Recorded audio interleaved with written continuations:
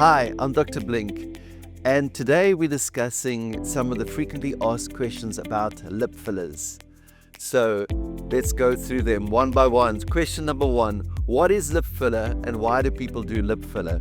What immediately comes to mind is people have this fear about these big lips, that people are only doing lip fillers because they like big, voluptuous, duck-shaped lips. That's not what it's about.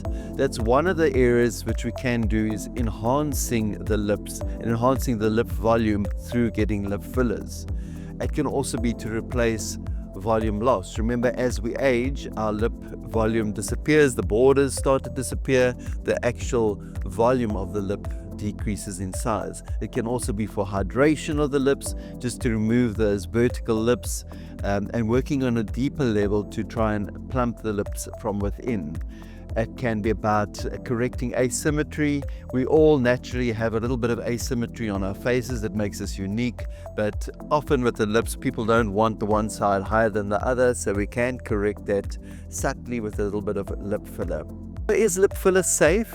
Yes, if it is done by a medical professional. Be careful of people trying to pretend to be medical professionals. You need to be trained on the lips, trained on the anatomy of the lips, trained on the product, as well as how to safely inject it, risk management, as well as complication management should they arise. Another thing to consider is, are you getting a high quality product? Ideally, it should be an FDA approved product. There's a lot of different fillers out there. Make certain it's a high quality one. The FDA approved products mean that it's been refined and you got rid of a lot of those impurities which can be associated with risks. So important, number one, a qualified medical professional. Number two, a high quality product. So how long does lip filler last? Lip filler generally can last 6 to 12 months. But sometimes it can even last a lot longer. It depends on many factors such as your metabolism and how often should you be getting fillers. Ideally, it should be annually, once a year, but this also depends on your aesthetic goals as well as how much volume has been lost. So if you're wanting those bigger lips, you need to do the lip filler more frequently. Also, if you've lost a lot of volume, it means it's going to take a time to get them back to the way you want them to be. So what can you do to reduce risks associated with lip filler?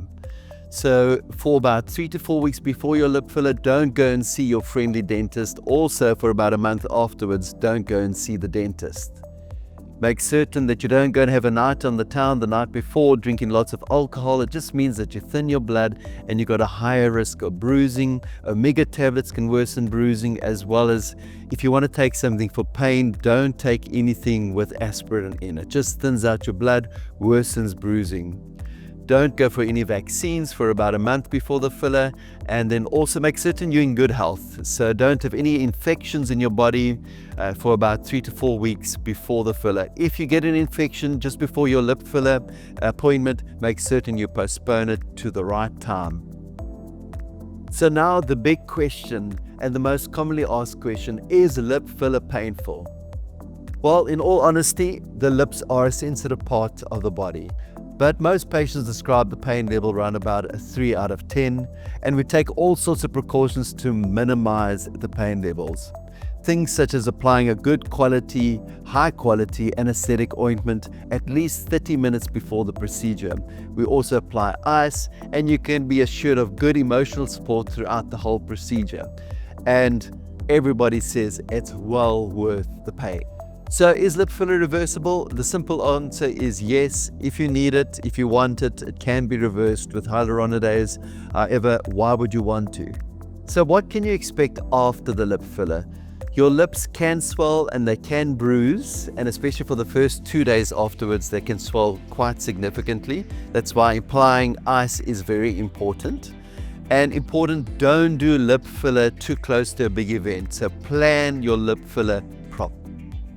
So can lip filler migrate? In other words, can it move into the wrong places, like shifting above the lip, creating a bulge above the lip?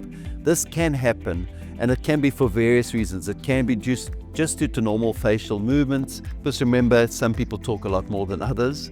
And then also it can be just because of exercise, shifting of that filler. But don't worry, in those rare occasions, they can also be fixed using a little bit of hyaluronidase.